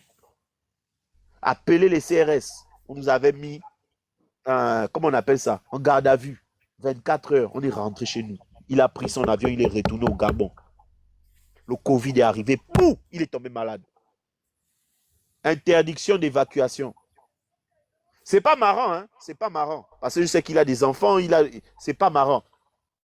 Mais interdiction d'évacuation. Je suis sûr que sur son lit d'hôpital, il était en train de regretter que, si j'avais arrangé les hôpitaux du Gabon, on aurait pu me soigner. Je suis sûr qu'il était en train de se dire ça avant de partir. Que merde, qu'est-ce que j'ai fait? Aujourd'hui, je ne peux pas être évacué. Et les hôpitaux de mon pays ne peuvent pas me soigner. Je suis condamné. Ça n'arrive pas qu'aux autres. Ça va finir par rentrer dans vos maisons. Je vous dis, comme on dit chez nous au Retido, là, que le caillou, tu jettes en l'air. Ça peut faire même un siècle. Ça va toujours redescendre sur ta tête. Ça va rentrer dans vos maisons. Et vous allez vous rappeler des panels qu'on fait là parce que Gaël est parti, parce que Yann vient de partir, paix à son âme. Les lives que Princesse faisait du second maître, tous les lives de tous ceux qui sont partis là, qu'on n'a pas arrêté de faire les panels pour faire le tapage dessus, vous allez vous rappeler de ces lives-là. Quand vous allez, soit vous-même, vous êtes sur le lit de l'hôpital et on ne peut pas vous traiter, soit votre parent ou votre enfant est sur le lit d'hôpital et vous vous rendez compte qu'on ne peut pas le traiter. Vous allez vous rappeler de ça. Et là, le kunabélisme que vous avez fait là, ça va avoir un goût amer au cou parce que vous allez regretter ça toute votre vie. Que mon Dieu, si je n'avais pas fait le kunabélisme, mon fils serait encore en vie. Mon Dieu, si je n'avais pas fait le kunabélisme, mon père serait encore en vie. C'est ça qui va se passer. Le karma, c'est comme ça. Ne vous en faites pas. Moi, j'ai confiance en ça. Le karma, c'est comme ça. Allons-y, c'est bon, pardon. Je vais m'énerver là pour rien même.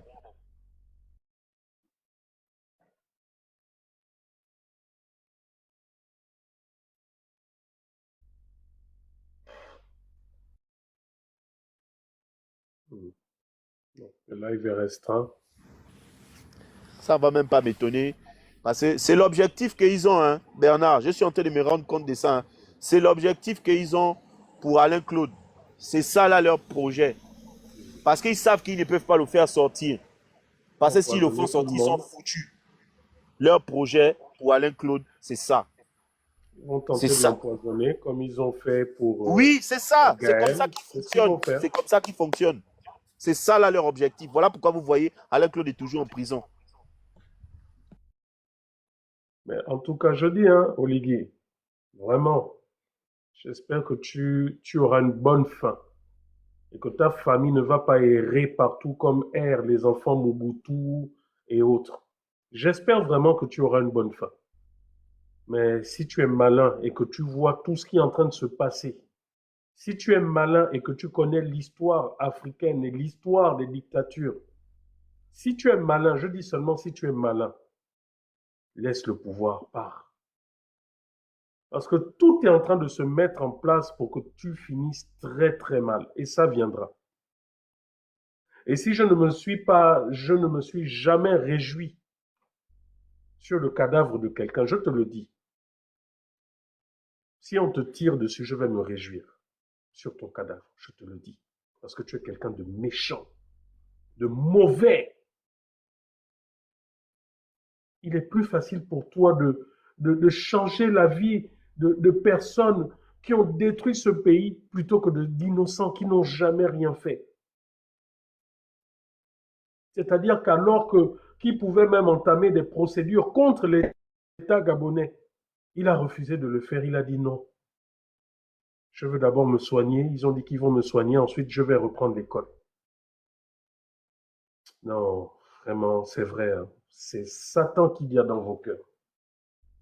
C'est Satan qu'il y a dans vos cœurs.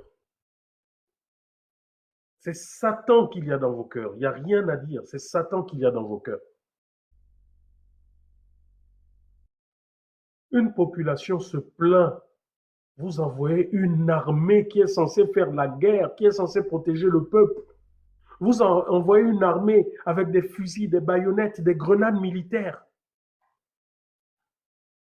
Vous détruisez la vie d'un être humain. Plutôt que de vous dire on a commis une erreur, on va voir comment réparer. Non. Vous avez fait de sa vie a été un calvaire. Voilà qu'aujourd'hui, c'est une dépression qui l'emmène. Mais une dépression, c'est quoi? Vous saviez combien de fois il se plaignait qu'il n'était pas bien dans sa peau, mais qu'il avait quand même du réconfort en Jésus. Et pour couronner le tout, c'est un palu, neuropalu. Mais vous avez des gens qui sont là. Demain, vous allez voir. Là, les labos de la présidence sont en train de tourner, voir comment retourner la situation. Demain, vous allez voir, ils vont sortir avec des théories. On peut nous sortir soi-disant que nous achetons des avions qui coûtent des milliards, nous louons des avions à coût de centaines de millions. Nous achetons des entreprises à plusieurs milliers de milliards de francs CFA. Mais on ne peut pas soigner les Gabonais. Et quand nous sortons à chaque fois pour vous dire que la priorité doit être là, vous avez quand même le culot de dire non, nous salissons notre pays, nous avons des problèmes contre Oligui, ou que si nous parlons, c'est parce que soi-disant, nous n'avons pas été nommés comme vous. Les enfants d'Oligui, quand ils sont malades, allez, on prend l'avion, on est aux États-Unis, on est en France. Anouchka doit accoucher, on est en France. Mais toi, le Gabonais lambda, on te demande d'attendre. On te dit, oh, nous avons pris le pays dans un état catastrophique, il faut attendre. Mais ces épouses n'attendent pas pour avoir plus de 24, 32 millions, je crois déjà, depuis 2 ou 3 ans. Des femmes sorties de nulle part, qu'est-ce qu'elles ont fait dans leur vie pour le peuple gabonais, pour ce pays? Rien du tout. Mais voilà qu'aujourd'hui, elles ont des milliards. Non, Oligui, je te dis, oui, ce soir, tu m'as touché. Tu m'as touché, Oligui, tu m'as touché. Tu m'as vraiment touché, Oligui. Même mes enfants sont affectés. Yann, qu'elles appelaient tonton Yann. Tellement ils étaient au Gabon traumatisés par ce que Yann a vécu. Traumatisés. Et aujourd'hui, d'apprendre que leur tonton est parti. Non, vraiment, Oligui. J'espère que tu seras tourmenté, que tu ne trouveras pas le sommeil. J'espère que si vraiment Dieu peut te punir de cette manière, que toi, ta famille, tes enfants, que vous soyez tourmentés. Tu as fait du mal aux Gabonais sous l'Ancien Régime. Yann Ngonga en est la preuve. Yann Ngonga est une de tes victimes. 2021, c'est la GR, c'est vous la GR. Et là, on parle de Yann. Nous ne savons pas ce qu'est devenu ce compatriote aussi à qui vous aviez mis une balle dans la tête, qu'on voyait à Tchenguet.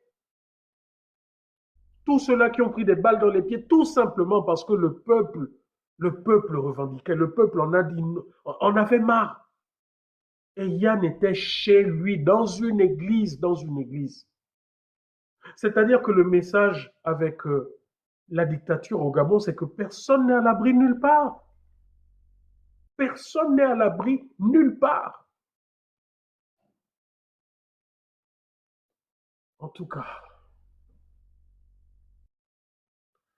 prenez la parole, on va terminer, je vais fermer.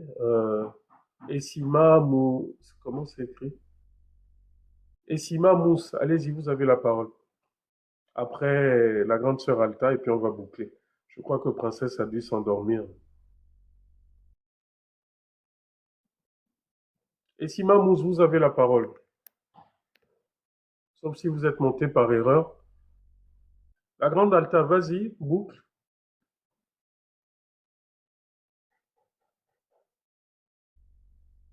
La grande Alta.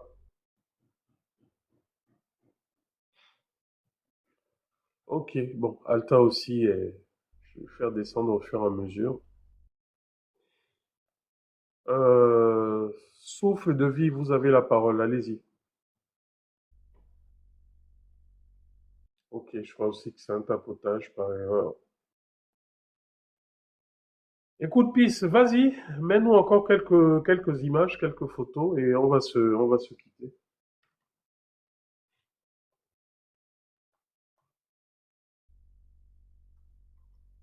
Oui, David, qu'est-ce que tu veux?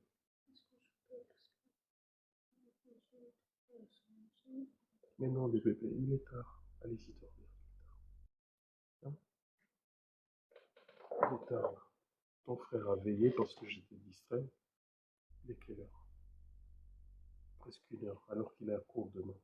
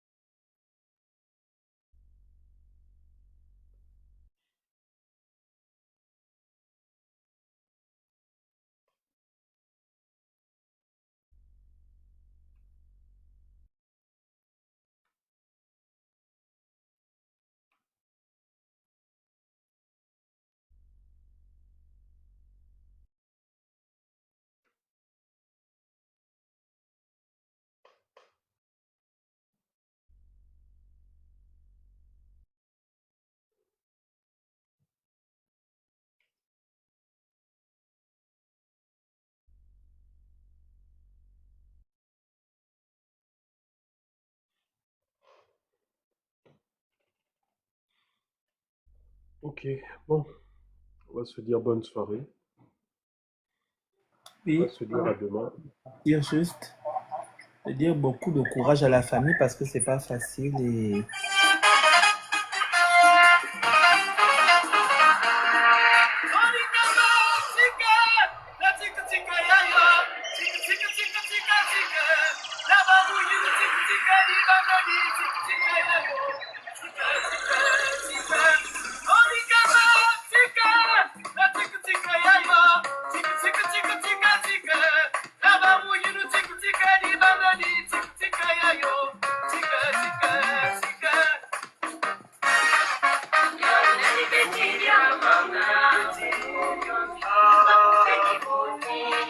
Everybody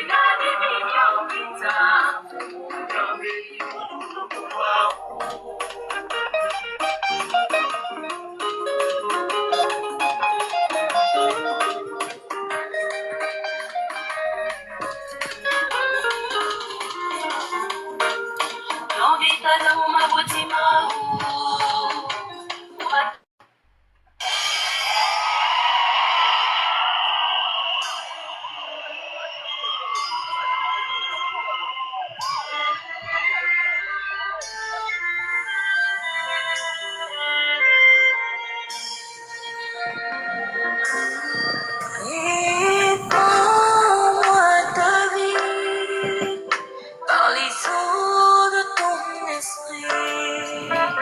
Crée en moi un cœur nouveau, je t'en prie.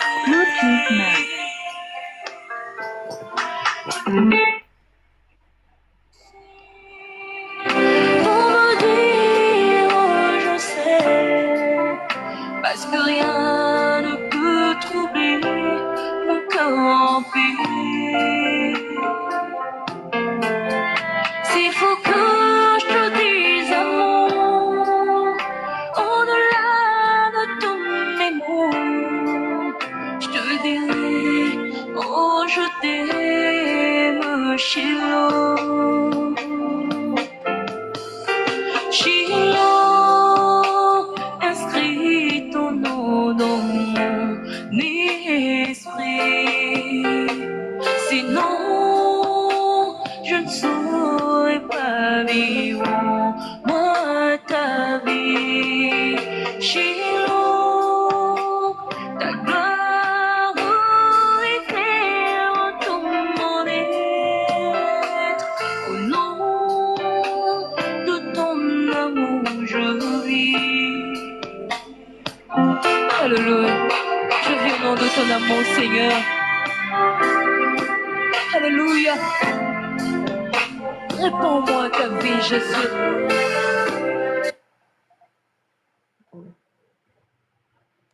Oui, je suis obligé. Attends, je connais le truc, hein. J'ai juste fait une fausse manip, c'est pas grave. Viens, Seigneur. Viens, Jésus, tiens-moi par la main et conduis-moi sur le chemin que tu as tracé pour moi. Alléluia.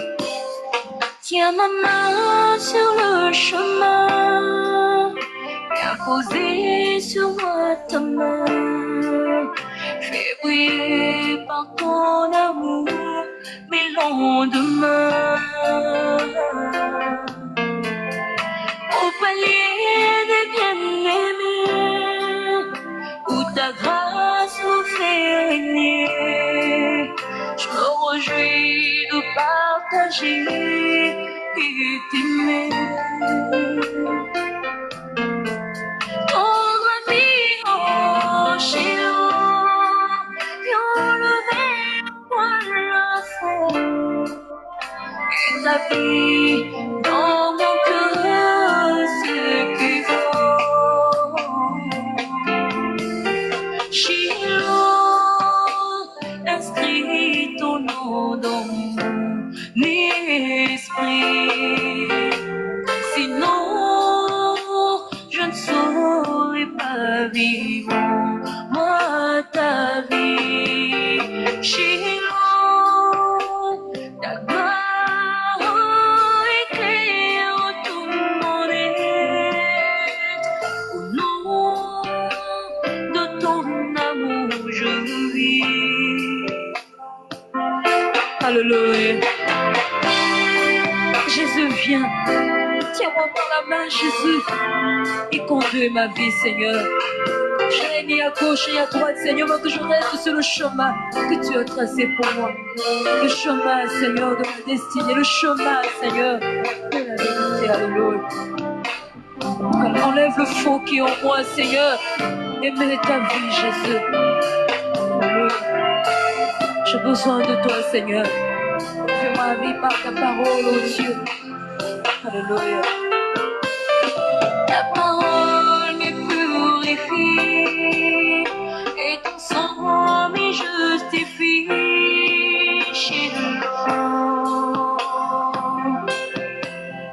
Ta puissance m'aurait jeûné, ton esprit en moi m'éveille, la grandeur de tout ton être, de tout mon cœur, pour toute ma vie, je t'aime. Oh, Shiloh, Shiloh, esprit. Sinon, je ne saurais pas vivre moi ta vie. Shiloh, ta gloire éclaire tout mon être. Au nom de ton amour, oh, Shiloh, Shiloh, inscris ton nom dans mon esprit. Sinon, je ne saurais pas vivre moi ta vie. Shiloh, ta gloire éclaire tout mon être. Au nom de ton amour, je vis. Oui. Ok. Bon, on se dit à demain.